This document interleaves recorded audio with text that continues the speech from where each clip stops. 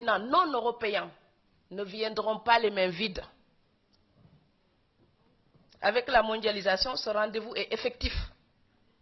Malheureusement, l'Europe voit souvent ce qu'elle donne et nous parle moins de ce qu'elle reçoit de l'Afrique. Et l'Afrique, elle se soumet pour ce qu'elle reçoit par fatalisme ou par ignorance de la valeur de ce qu'elle a à offrir. Et comme je ne cesse de le répéter dans tous mes textes, aider quelqu'un, c'est l'aider à ne plus avoir besoin de vous. Sinon, c'est de l'assujettissement.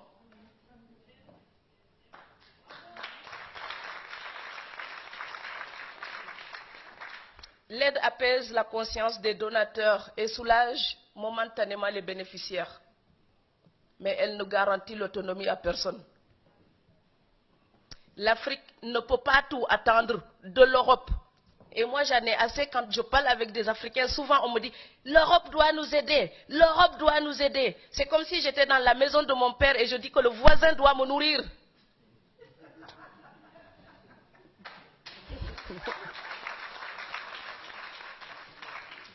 Je sais bien qu'il y a des torts que nous devons reprocher à l'Europe. Mais 3 siècles de reproches ne changeront pas notre destin.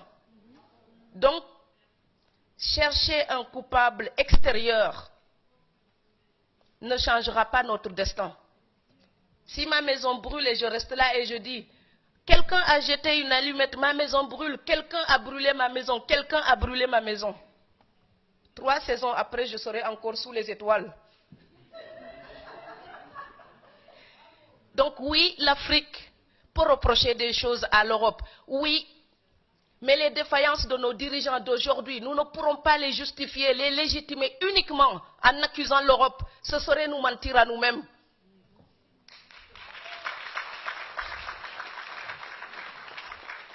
Nous sommes en Allemagne. Ce pays, après la guerre, était démoli, un tas de pierres. Aujourd'hui, on a des frères qui risquent leur vie pour y vivre. C'est parce que les Allemands ont travaillé pour ça. On ne peut pas seulement les accuser, on peut aussi prendre un exemple sur eux. Et je sais que quand on fait une autocritique à l'Afrique, les gens n'aiment pas. Mes frères m'applaudissent quand j'accuse l'Europe. Et puis quand je fais notre autocritique, je deviens la mauvaise. Mais je suis en même temps les deux. La fille qui peut regarder les fautes de l'Europe, mais la fille qui dit, si je veux que ma voisine européenne me respecte, si je veux parler avec elle d'égal à égal, je dois arrêter de demander la moitié de son salaire pour gagner le mien.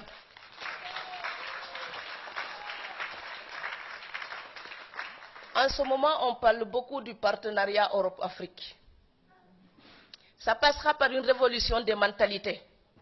Celui à qui vous demandez la charité, vous ne pouvez pas le tutoyer. Celui à qui vous demandez la charité, vous ne pouvez pas lui imposer des règles. Celui à qui vous demandez la charité, vous baissez la tête devant lui.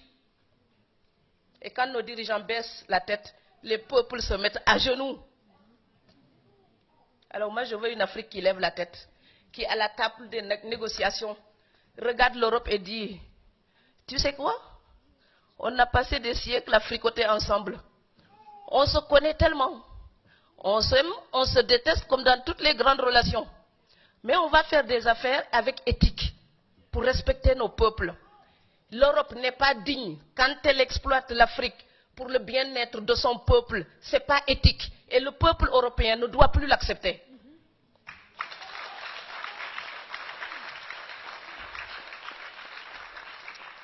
Et l'Afrique n'est pas digne quand elle se plaint tout le temps et que le peu de richesse qu'elle a, certains l'utilisent pour leur propre compte et laissent le peuple démuni. Ce n'est pas éthique non plus. Si le partenariat est une association en vue d'agir pour un bénéfice commun, je suis d'accord. Mais il est évident que pour l'instant, c'est l'Europe qui mène la danse. Alors de deux choses l'une. Si vous voulez danser avec moi, vous ne pouvez pas seulement compter sur votre souffle, vous allez m'épuiser. Donc si vous voulez danser avec moi, on doit organiser nos pas et nous entendre doucement et nous entendre. C'est une conciliation. Ce n'est pas une domination, ce n'est pas un contrôle, ce n'est pas une tutelle, c'est une conciliation. Si le partenariat Europe-Afrique consiste simplement à imposer aux pays africains des accords soucieux des seuls intérêts européens, ce ne serait pas un partenariat, ce serait un contrat léonin. Donc inacceptable. Ce serait même plus hypocrite que la colonisation. Il s'agit donc de rendre son plein sens au mot partenariat. Si l'Europe veut aider l'Afrique vraiment, il faut sortir de la condescendance et de la supposée aide pour un vrai et juste, transparent partenariat.